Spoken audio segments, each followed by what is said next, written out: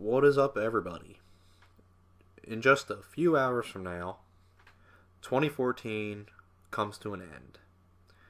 And I kind of felt like coming on here and basically expressing my thoughts on basically my year of 2014. And I'm not just going to talk about what I've thought about 2014 when it comes to gaming. I kind of also want to talk about just stuff that has happened in my life. I kind of felt like venting, maybe get some advice on some things, just trying to gauge some opinions. But before I get into it, I hope you are enjoying your New Year's Eve holiday. Wherever you are, whatever you may be doing, I hope you're enjoying it. So, 2014. Now, I'm not going to sugarcoat this like some people that will basically talk about their year will. Like, they'll try to be super positive, like, oh, I had a fantastic year, it was awesome, it was perfect, the next year can only be better. And I'm not saying that some people can have that. They definitely can, but I'm sure there's some people out there that will try to basically put a veil over how their year actually was. And see, that's not me. I can't sugarcoat anything. I can't basically do anything about that because I value honesty to the fullest extent. The best way to describe my 2014 is basically a roller coaster ride. And what I mean by roller coaster ride, I mean as it goes up, goes down, goes up, goes down, twist and turn, twist and turn. That's probably the best way to describe my 2014. Like, for example, in the beginning of the year, I got let go from my job.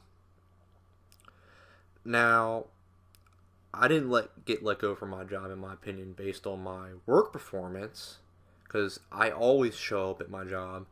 I always do my work to the best of my abilities, and see, I now also never really take time off. I always am ready, and I'm there to work, and I like showing that. And I had a disagreement with my manager on something, and I'm not going to go into details to make this video any longer than it probably will be, but we basically had a disagreement, and then they just went, oh, well, then we'll just let you go then. And it kind of sucked because I was there for, at the time, it was about a year and a half, I would say. And then they were just like, and the funny thing is, before they did that, they were like, oh, you're one of the best people we have, you're always here, you always do your job, we would hate to let you go. And when they were saying that, I'm like, then why are you just making that such an easy decision instead of maybe discussing the issue with me? You know what I mean? And I just went, you know what? I see. The thing with me is, there's only so far you can push me before I speak up for myself. I take a lot of shit from various places I've worked and from people that I associate with. I've taken a lot excuse me, I've taken a lot of crap from a lot of people because I just don't really feel the need to fight back a lot of times because you never know what the consequences might be. See, I take more of the safe route, or at least I feel it's the safe route when it comes to these type of situations. But at the same time, like I said, there's only so far you can push me before you push me over that line. And in that situation, I was pushed over that line, and I stood my ground. I was like, you know what, I'm sorry, I just can't do what you want me to do in this situation. They're like, okay, well, we'll let you go. It was just like that. Gone. Gone just like that. And I remember leaving work, and then I was like, I gotta find another job. And finding jobs nowadays is tough. But I tried my best to be positive about it. I saw it as a good move because I felt they were taking advantage of me in that situation. And I was like, I'll just go find someplace else to work. And the funny thing is, later that day, somebody in another department at my work called me up because he found out what happened, and I also discussed it with him after I left because I also worked with him a little bit too. And he told me, I don't agree with what they did to you, and you're a hard worker, and I'm looking for someone to come work in my area. I would like to hire you. And that was in the same day, and I'm like, whoa, that is pretty cool. And the next day I went and talked to him and went back and forth, and I liked the new hours that they gave me, and I just basically liked what they had to say, and I accepted the job, and I've been working there ever since. Not many people get that lucky, and I thought that was really cool to happen. And not only that, I think it was about about a month ago, I would say, I actually got a raise from my new boss. And I've never gotten a raise at all in my life. Not one time. Ever since I started working, I think I had my first job, what was it? I think it was 2003, when I was like 16. Yeah, I think it was, that's what happened. Sorry, I went blank for a little bit there. I've never gotten a raise at all, and I've worked in many different places. And the funny thing is that I didn't even ask for it. He gave it to me because he told me that he valued how hard I worked, and that I showed up every day, and he gave me a raise, and that was cool. But at the same time, I'm still not making enough to be able to basically be on my own. I mean, I'm not ashamed to admit it. Right now, I'm living with my mother. We're basically, she can't live on her own, and I can't live on my own based on our situations. So we kind of like, I guess, kind of like roommates, I guess, so to speak. Like, I pay my share, she pays her share, and then that's the end of that. So, even though I did get my raise, I am not making enough to be able to be on my own, which I would like to be. So, at the same time, I'm still looking for higher paying jobs, and they're out there, and I would hate to see one, and then I'd hate to leave the place I'm at now. I know this probably sounds really weird. I feel like I'm in a kind of a jam here. Like, I mean, I would like to take a higher paying job, but at the same time, my boss I'm with now has been really good to me. And I would hate to burn that bridge, so to speak, just for a higher paying job that, who knows, it might not even last that long if I were to take another job. It's kind of like, it's kind of a tough decision that I've been constantly thinking about for a while now. So let me know what you think about that. I mean, it's tough. At least my opinion is tough. Something else that has happened to me this year was that I actually went to a family reunion for the first time in several years. Yeah, that a lot of my family from Virginia and Massachusetts, they came to my house this year for the family reunion, and I haven't been to one of these in a while, and actually, truth be told, I try my best to avoid them. Now, when I say that, that doesn't mean that I hate my family. That is actually the farthest thing from the truth there. I just find situations like family reunions and family gatherings, for me at least, or for at least that side of the family, kind of awkward and uncomfortable because I don't have a lot in common with a lot of my family from that side. I mean, because, and you guys know me, I'm really into video games, really into computers and technology and stuff like that. And there's really no one else in my family that's like that, at least on my mom's side. Kind of my dad's side too, but I feel a little bit more comfortable with my dad's side of the family.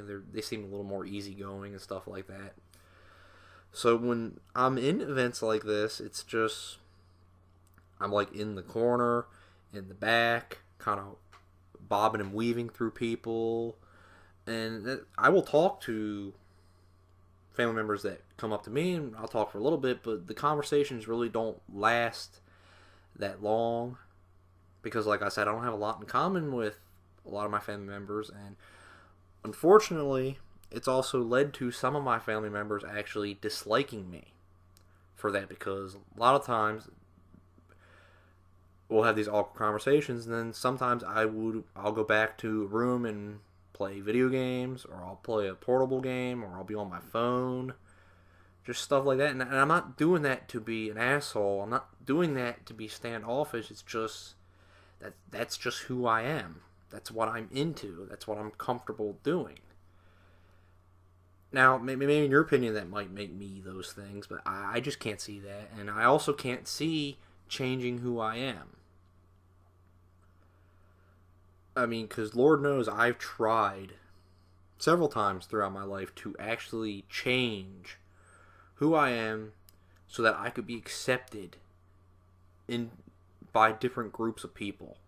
Because I didn't have a lot of friends growing up, and so I always longed excuse me, I always longed to be accepted by just anybody. And you always hear news of kids in school getting bullied. Sometimes I longed for that to happen. Most of the time I was just ignored.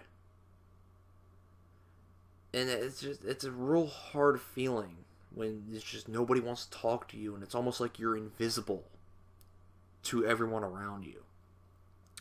So for a lot of times I would want to be accepted by anybody, and I would try to change who I am to be accepted.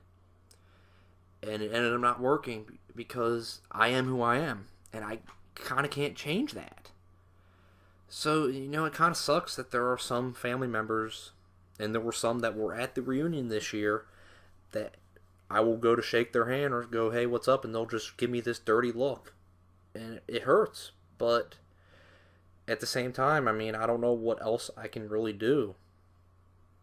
I can't change who I am. So, I mean, I don't know. I don't know what I'm supposed to do in a situation like that. I really don't.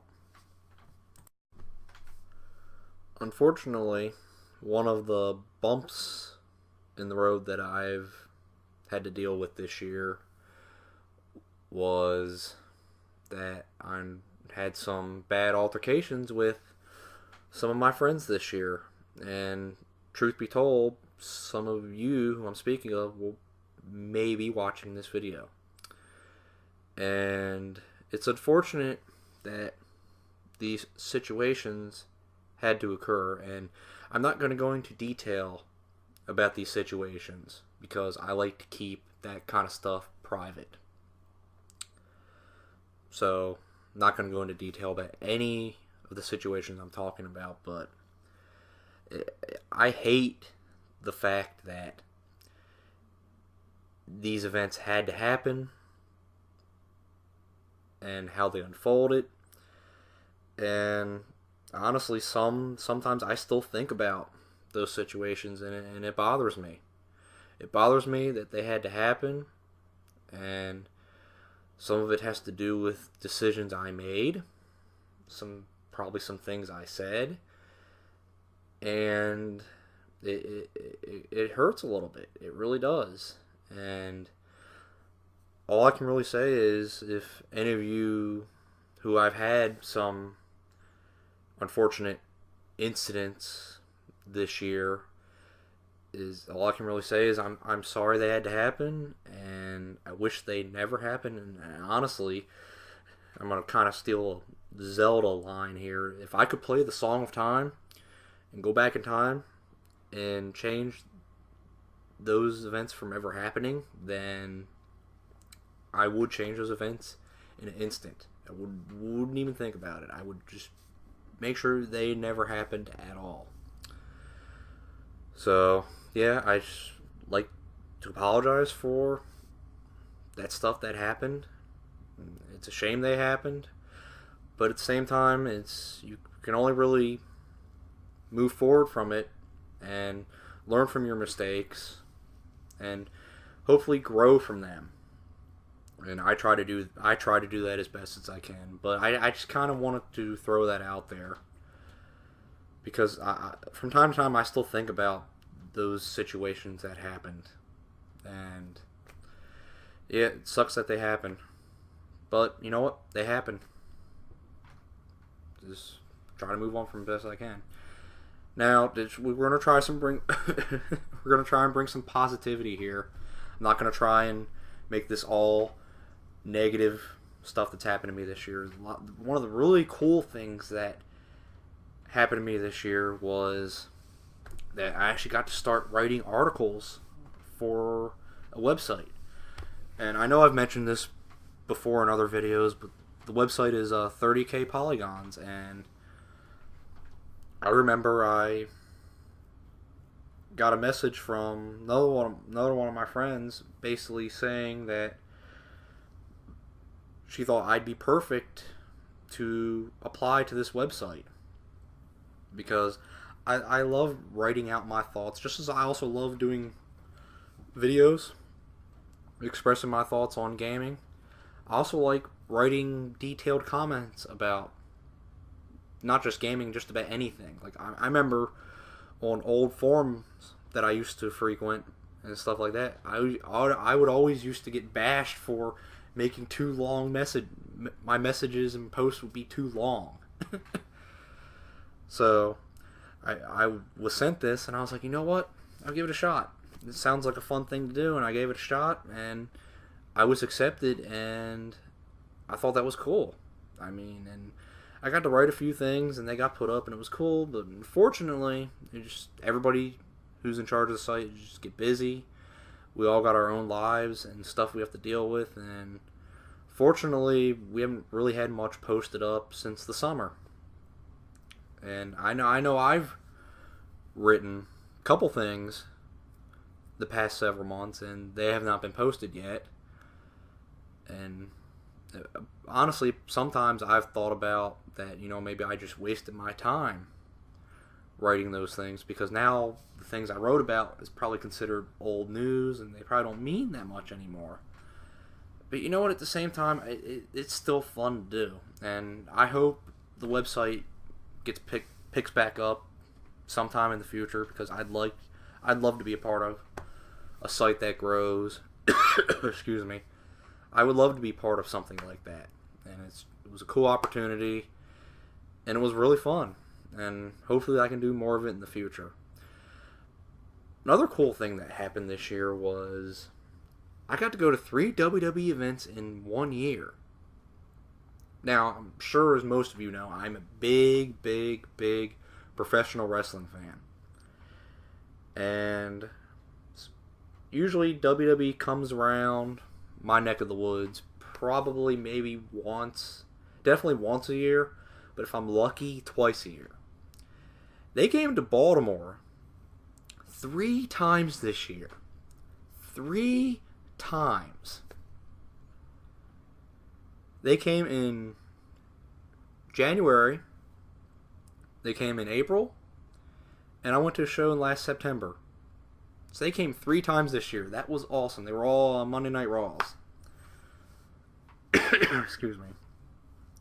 That was awesome. I've always thought about that, and I'm like, well, what the hell did Baltimore do to get all of these WWE events? Because honestly, we're not the most remarkable city, obviously. So I'm kind of shocked that we were able to get all these events, and I love going to WWE events as much as I can. They're always a lot of fun. Even if you're not a huge fan, it's still fun to go to. The atmosphere is great. Being around a bunch of other different fans is awesome. And anytime I can get the chance to go to a show, I will take that opportunity. Like, for example, next month in January, the Royal Rumble is going to be in Philadelphia, Pennsylvania. Philadelphia is only about 2.5 hours from my house. And me and my older brother, we're going to try and go.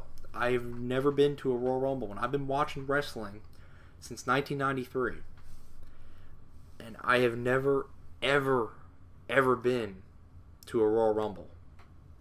I've been to a SummerSlam, and I've been to 2 Survivor Series.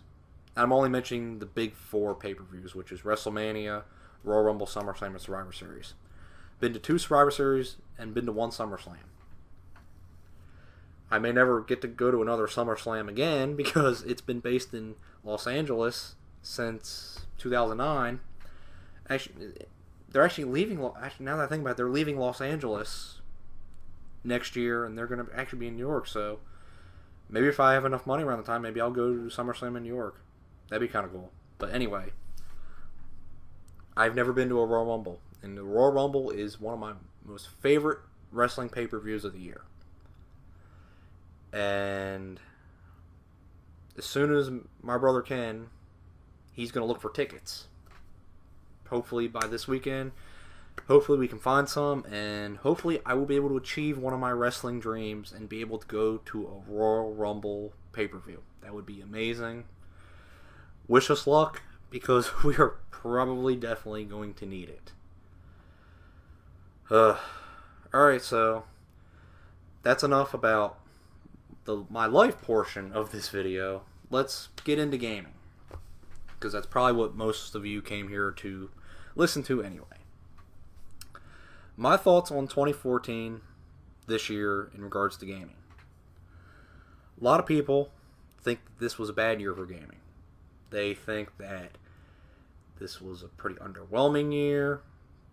This was a horrible year. There's too many broken games. There's too many disappointing games. It's just a bad year all around for gaming. And they're hoping 2015 is going to be that breath of fresh air, so to speak. Honestly, I don't think gaming was that bad this year. I don't think it was an amazing year, but I don't think it was a bad year, because there were a lot of good games that came out this year. And honestly, some of the quote-unquote broken games that have come out this year, some of them aren't as broken as some people make them out to be. And it's like I said in the past video, the problem a lot of gamers have nowadays is they get too overhyped for games, and when the game comes out and it doesn't deliver to perfection, they deflate. Their excitement goes down. So even though the game is still solid, it doesn't matter, because in the end you still feel disappointed. So to me, it's like I said in that video, that's a big problem. We need to stop getting overhyped for these games. We just need to, I'm not saying you shouldn't look forward to a game, but you shouldn't get too excited about it either. You should just go in expecting a good game, expecting a solid game, because more often than not, you won't be disappointed with the game. That's why I don't think this year was bad, because a lot of the games that I played that came out this year, in my opinion, were good, and I was not disappointed with them. That's not to say that I haven't been disappointed with some games this year, and I'm going to make a video about the games I was disappointed with this year, and I'm also going to make a video about what I think my most favorite game of the year was this year, so I'll save that for those videos. But I don't think this was a terrible year when it comes to gaming. But I will definitely admit, next year looks stacked. It looks freaking stacked. Not just for Sony, but Nintendo's got some big ones coming out. And honestly, I hope they deliver, because they really need to. Nintendo really needs to deliver next year on something. And I'd like to see them do it. I'd like to see them give me a reason to buy one of their products again. Because honestly, at this point, they're not really giving me any reason to do so. And hopefully Microsoft has got some tricks up their sleeve. Like, I'd love to see a new Gears of War. I would love for them to let Rare be Rare again and maybe make a new Banjo-Kazooie game. You know, that would be amazing. That would get my money. Just throwing that out there. But, yeah, next year looks stacked when it comes to games. But I don't think this year was disappointing. So, alright, I think that about wraps it up for my thoughts on this year. And I also I know some people like to do New Year's resolutions and things like that. I never do New Year's resolutions. And the reason I don't do New Year's resolutions is because one of my philosophies is don't make a promise that you can't keep. And that's what a lot of people do with these New Year's resolutions. They just make these promises and then they don't fulfill those promises. Like a lot of people, every year they go, I'm going to hit the gym. I'm going to get in better shape. And I'm going to get this job, or I'm going to buy this house, etc., etc., etc. They name several different things. And sometimes people will achieve their goal, but more often than not, people won't. So that's why I don't see the purpose of, at least for me, making a New Year's resolution. I'm sure there's definitely things I'd like to see happen, you know. I would like to come across a better paying job, or I would also like to maybe get another raise at work. That would be great. I would also like to find a significant other. You know, that'd be great. Because, you know, I see all these other people out there, and they look happy, and it's cool. I would love to know what that feels like. And maybe one day it'll happen, and I hope that it will, but I'm not going to, make a resolution on it. That's just, I can't do those type of things. I can't. So, alright, this probably went on way too long. If you enjoyed watching this, then I appreciate it. And let me know what you think, and I will see all of you next year. Take it easy. Have a good one. Peace.